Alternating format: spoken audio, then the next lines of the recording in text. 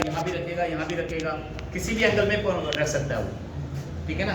Elbow का set हो गया, आपने एक बार एल्बो रख ली, उसके बाद आपका पैर आपने इसको छोड़ना नहीं है, इसको पकड़ के रखना है। ये रिस्ट आपकी स्ट्रेट होनी चाहिए, ये नकल आपका शो होना चाहिए, बॉडी ये शोल्डर स्क्वायर में होनी चाहिए इस तरह से। तो ये पोजीशन आपकी होनी चाहिए वहाँ पर रेडी और गो पे। ये हाथ आपका सेंटर में होना चाहिए। ये जो 4-5 चीज़ें हैं, इन चीज़ों का आपने बहुत विशेष ख्याल रखना है स्टार्ट से पहले, क्योंकि कल को क्या होगा, आप बहुत अच्छे खिलाड़ी हो लेकिन पता चल रहा है कि जब आपको आदत ही नहीं है कि यहाँ सेंटर देने की, तो जो रेडी आप होगे तो सेंटर में हाथ होना चाहिए, नकल शो होना चाहिए, रिस्ट स्ट्रेट होना चाहिए, एल्बो आपकी सेट है, ये आपका शोल्डर आपके स्क्वायर होना चाहिए।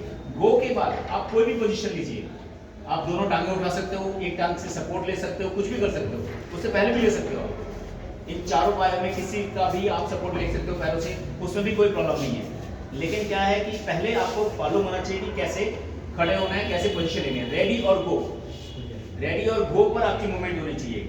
आपने अगर रेडी पर ही मूवमेंट दे दी तो आपको वार्निंग हो सकती है। आपको 2 वार्निंग मिल गई, 2 warning is equal to 1 foul. अगर आपको 2 वार्निंग रेफरी ने बोला कि आपको वार्निंग है, फर्स्ट वार्निंग तो मतलब 1 वार्निंग होगी, सेकंड वार्निंग 2 वार्निंग होगी, तो आपका 1 फाउल हो गया। 2 वार्निंग का मतलब 1 फाउल हो गया, 2 फाउल हो गए तो आप मैच से उस मैच से पर्टिकुलर मैच को लूज कर जाते हो। उसके बाद आगे दूसरे फाउल्स क्या होते हैं, अगर ये एल्बो आपकी यहाँ से उठ गई, इस टच पैड का आपको अगर ये हाथ से निकल गया, आपका टच उड़ गया, तो ये फाउल है। अगर आपका हाथ यहाँ से चला गया, ये आपका ये इशारा बाहर आ गया, ये एल्बो आपके यहाँ से बाहर आ गई पैड से, तो आपका फाउल है। आप किसी को पुश नहीं कर सकते, पुल जितना मर्जी कर दो, उसको बेशक उठा के इधर ले आओ, कोई बात नहीं, लेकिन आप पुश नहीं कर सकते उसको नीचे लात नहीं मार सकते आप उसको। तो वो चीज़ों पर ध्यान रखें। दूसरी बात है कि आप किसी को जो है एंगल जो लेते हो, आप जब आपने स्टार्ट किया, फॉल्स समझ में आ गया किसी को, सबको कोई दिक्कत नहीं, फॉल्स में कोई क्वेश्चन। दूसरा जो सबसे इंपॉर्टेंट जो आपको ध्यान में रखना है, वो ब्रेकिंग पोजीशन होती है। इंजरीज सारी स्पोर्ट्स में होती है, हर कोई गेम ऐसा नहीं इसमें इंजरीज नहीं होती है, लेकिन मोस्ट इंजरी जो है इसके अंदर, अमृत सिंह के अंदर खतरनाक जो एंगल है वो ये होता है कि जब आपका हाथ यहाँ से इस शोल्डर से हाथ देखो, ये शोल्डर यहाँ है, अगर आपका हाथ शोल्डर यहाँ पर है और ये हाथ यहाँ पर जा रहा है, तो आपका बहुत ही डेंजर जोन में हो।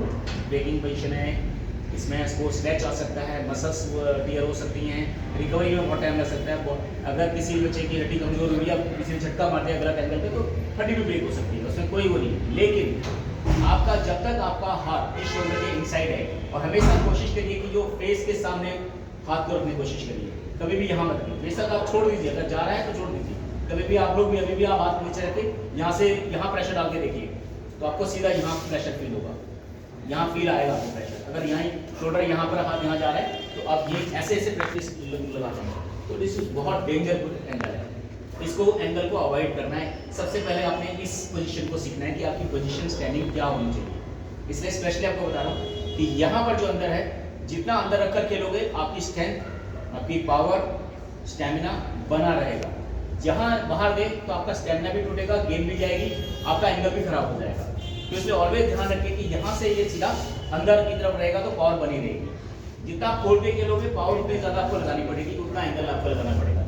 मेजरली क्या है कि डिपेंड करता है कि आप लोग ऐसे करके भी खेलते हैं और उसको जीत जाते हैं बहुत आराम से, लेकिन वो सेम होता है प्रैक्टिस के ऊपर कि आप प्रैक्टिस कैसे करेंगे। जैसी आपकी प्रैक्टिस होगी, जिस एंगल पे प्रैक्टिस होगी, आप उस पर एक्सपर्ट। मैंने वही बोला कि एक एंगल पे, किसी भी एंगल पे, किसी भी जैसे इसी एंगल पे प्रैक्टिस करो, आप इसी एंगल पे मास्टर हो जाओगे। लेकिन आपको उस एंगल को उस लेवल तक तैयार करना पड़ेगा कि सामने वाला इस एंगल पे आपका हाथ हिला ना पाए, वो उस इस एंगल को उस लेवल पे आपको प्रैक्टिस करनी पड़ेगी। दूसरा, आपको जो ध्यान रखने वाली चीज़ें, जब आप खेल रहे होते हैं, जब आपने रेफरी रेडी और गो होता है, आप डबल माइंड नहीं होना है कि आप सोचो कि मैं इसको हुक मार दूंगा, उसको टॉप मार दूंगा, उसको जर्क मार दूंगा, वो कंफ्यूजन नहीं आना चाहिए।